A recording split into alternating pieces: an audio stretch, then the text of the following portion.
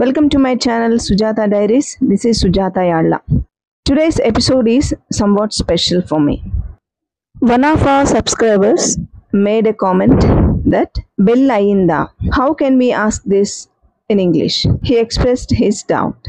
I gave him reply, but some more sentences are there related to this bell. If I explain all these things, it will be useful for you all people. Now let us see. Bell ayinda.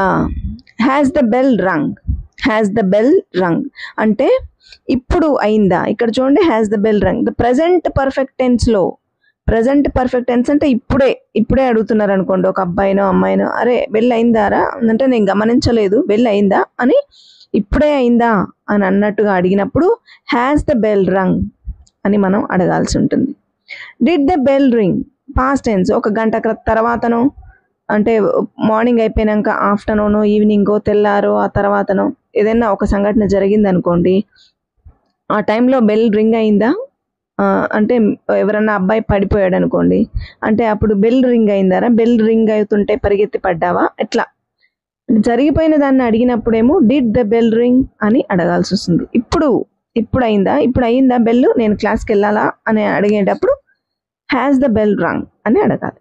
Okay, next some more questions related to this bell.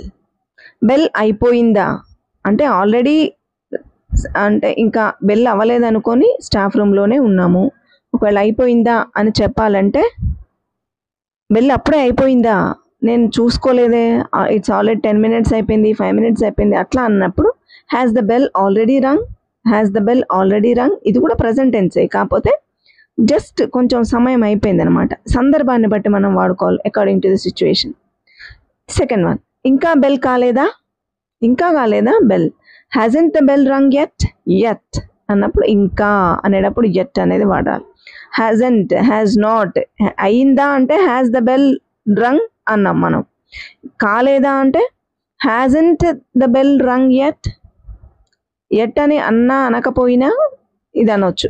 Hasn't the bell రంగ్ ఇంతవరకు సరిపోతుంది. Bell కాలేదా, ఇంకా కాలేదా అన్నప్పుడు at use చేస్తాం. Okay, bell మోగిన తర్వాతే కదా class start అవుతుంది. The class starts only after the bell rings. Right అన్నారు. ఈ రైట్ అనేది శుద్ధ తప్పు. రైట్ అనేది మనం ఇక్కడ వాడకూడదు. నేను కావాలని ఇచ్చాను, ఎందుకంటే ఇది వాడుతుంటాం మనం చాలాసార్లు. ఇక్కడ isn't it అని అడగాలి. The class start after the bell rings.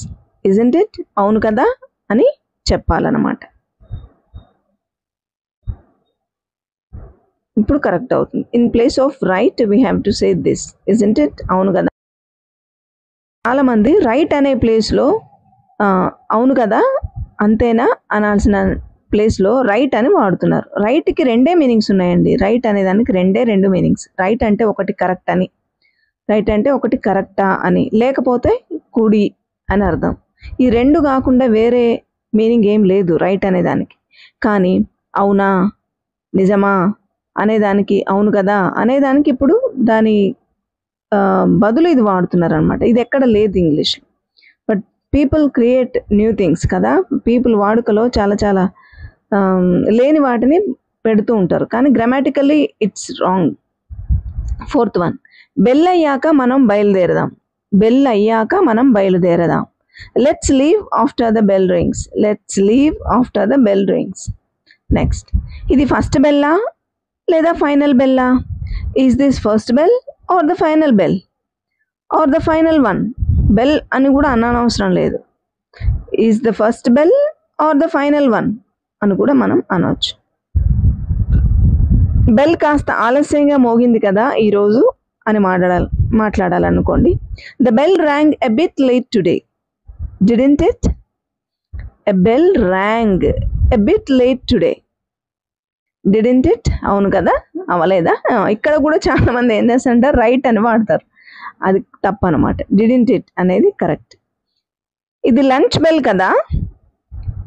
Is the lunch bell. Is that the lunch bell. Right, ఇంతే. దీనికి కూడా మన వాళ్ళు రైట్ అని తగిలిస్తారు. Is that lunch bell right. It is the lunch bell right అంటారు. నో, బెల్ మోగిన వెంటనే అతను వచ్చాడు. He came as soon as the bell rang.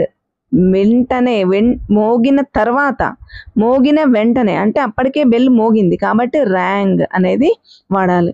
He came as soon as the bell ring అనకూడదు, ర్యాంగ్ అని చెప్పాలి. బెల్ మోగగానే పిల్లలు బయటకు పరిగెత్తారు. As soon as the bell rang the children ran outside. The children ran outside. Bell ఎందుకు ఇంకా మోగలేదు, bell ఎందుకు మోగలేదు అంటే కొంచెం లేట్ అయిందేమో, అలాంటి సమయంలో మనం అడుగుతుంటాం కదా మన కొలీగ్స్ని, అట్లా ఎవరినైనా. Why hasn't the bell ring yet, why hasn't the bell rung yet, sorry why hasn't the bell rung yet, అట్లా ఇది ఆల్రెడీ రిపీట్ అయినట్టుంది, ఇలా ఉంటుంది. So all of you, these are the similar sentences, not the similar one, different sentences related to the bell. So often we use in Telugu in school, both the teachers and students, but they don't know how to use it in English. So do practice, keep practicing all these sentences multiple times, many more times, until you get it, until you familiar with these words. Okay, if you like the video and if you feel the video is informative, please do like, share and subscribe. Thank you for watching.